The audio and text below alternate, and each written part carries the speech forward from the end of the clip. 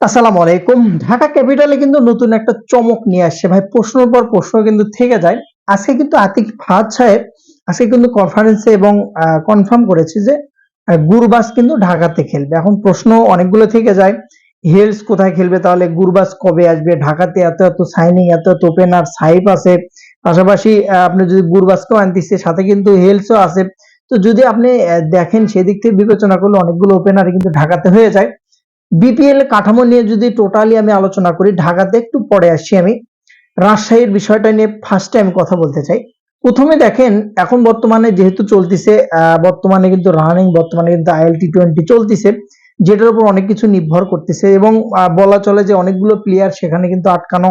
সেটা শেষ হওয়ার পরে তাদের সাথে যেভাবে কন্টাক্ট করছে, তাতে করে কিন্তু বিপিএল এর হয়তো বা যে প্লেয়ার গুলো এখন বর্তমানে ঢাকা বলেন, রাজশাহী বলেন, যে টিমই বলেন না কেন, যে প্লেয়ারদের নিয়ে আসতেছে তাদের কিন্তু ফুল টাইমের জন্য পাবে না। অনেকে আছে যারাকে 3 থেকে 4টা ম্যাচ পাবে, কেউ চিটাগং পর্ব খেলবে, কেউ বা হয়তো বা ঢাকা পর্ব খেলবে, কেউ সিলেট পর্ব খেলবে। তো বিপিএলটা কিন্তু সেরকম কন্ডিশনে উঠে গেছে বর্তমানে। যে বড় বড় সাইনিং যদি আপনি দেখেন, সেসব প্লেয়াররা কিন্তু, অনেক প্লেয়ার আছে যারা ভেতরে সংবাদ যে ঢাকাতে খেলতে অনীহা, মিরপুরে পিছিয়ে তারা খেলবে না। যে জন্য প্রথম পর্ব মিরপুরে কিন্তু হচ্ছে এবার। যদিও হওয়ার কথা ছিল, বাট শেষ পর্যন্ত কিন্তু সেই জিনিসটা হচ্ছে না, যার জন্য কিন্তু জিনিসটা কিন্তু কনভার্ট করে দিয়েছে। প্রথম ম্যাচ কিন্তু চলে যাচ্ছে সিলেটে।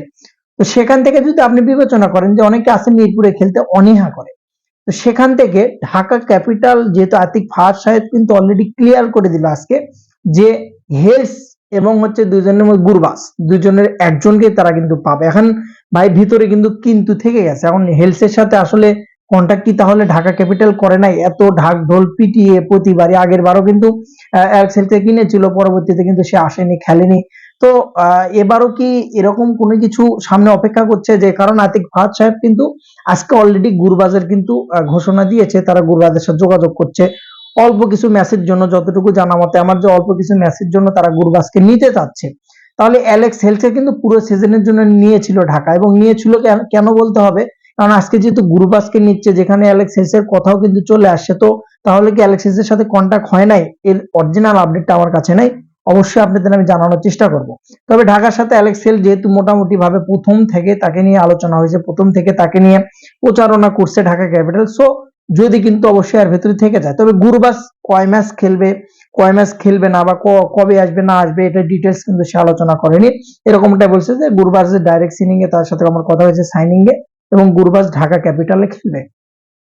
অপরপক্ষে এইবার বিপিএল এর সবচেয়ে পারফেক্ট যদি টিম দেখেন, ব্যালেন্স টিম, খেলার মতো টিম, সেটা হচ্ছে যে রাজশাহী ওয়ারিয়র্স। রাশিয়া ওয়ারিয়র্সে একটা কিন্তু টপ অর্ডার যদিও অনেকগুলো আছে, যেখানে তানজিদ তামিম যদি বলেন আপনি, সাহেবজাদা ফারহান যদি আপনি বলেন, যেখানে নাজমুল হোসেন শান্ত আছে, জিসান আলম আছে, এত বড় বড় টপ অর্ডার যেখানে কিন্তু অবস্থান, সেখানে কিন্তু আবার একটা টপ অর্ডার দলে বিড়াল এবং ডাইরেক্ট সাইনিং এ, সেটা হচ্ছে যে প্রথম নিশাঙ্কা। বর্তমানে ক্রিকেটে এখন, বর্তমানে 2025-এর যদি আপনি জুন মাসের পরে হিসাব করেন, বা তার আগে এশিয়া কাপ থেকে যদি হিসাব করেন, এখন পর্যন্ত সবচাইতে খতরনাক, সবচাইতে পাওয়ারফুল এবং পাওয়ার হিটিং ব্যাটারের মধ্যে একজন কিন্তু নিশাঙ্কা। এবার যে বর্তমানে যে IL T20 হচ্ছে, সেখানে যেখানে টানা 3টা 50 কিন্তু অলরেডি তার দখলে, এবং দুর্দান্ত লেভেলে পারফরমেন্স এশিয়া কাপ থেকে কিন্তু সে করে আসতেছে। সো তাকে রাজশাহী যেহেতু ডাইরেক্ট সাইনিং এ ভিড়িয়েছে, যেটা আমি মনে করবো অনেক বড় একটা সাইনিং রাজশাহীর জন্য, এবং অনেক বড় একটা সাইনিং, যেটা বিপিএল এর ক্ষেত্রে কিন্তু অনেক অনেক অনেক ইম্পর্টেন্ট। জিবিন নিসামের কথা বলা হচ্ছিল, পরবর্তী অধিকার আগানো হয় নাই, আপডেটও এরকম ভাবে আসে নাই। তবে নিশাঙ্কা কিন্তু অলরেডি কনফার্ম করেছে রাজশাহী। তবে কয় ম্যাচ খেলবে এটা কিন্তু একটা বড় প্রশ্ন থেকে যায়, কারণ যেসব প্লেয়ার বড় বড় সাইনিং বর্তমানে ঢাকা বলেন আপনি, রাজশাহী বলেন আপনি, অন্য অন্য যে সাইনিং গুলো বর্তমানে করাচ্ছে, এদেরকে কত ম্যাচ খেলানো হবে এটা কিন্তু বড় প্রশ্ন থেকে যায়। কারণ মাঝখানে সিরিজ আছে, শ্রীলঙ্কা এবং পাকিস্তানের সিরিজ আছে, যার জন্য যতটুকু শোনা যাচ্ছে নিশাঙ্কাকে নিয়ে, যে প্রথম আসবে খেলবে, তার পরবর্তী সিরিজে যাবে, তারপরে আবার আসবে আবার খেলবে, যেটা কিন্তু বিমান ভাড়া অনেক ডবল কিন্তু হয়ে যাবে, যেটা খুবই লসজনক বিপিএল এর জন্য। তো ফাইনালি কত ম্যাচ খেলবে, হেলসের বিষয়টাতে কত ম্যাচ খেলবে, বা গুরবাজ কত ম্যাচ খেলবে, এটা এখনো 100% জানা যায় নাই। তবে বিপিএল এর সব কন্ডিশন উতরে চিটাগং কিংসও সাইনিং বিদেশি করাইছে, যেটা নিয়ে খুব টেনশনে ছিল সবাই, যে চিটাগাং কি করবে না করবে, একটা বড় প্রশ্ন হয়ে দাঁড়াইছিল।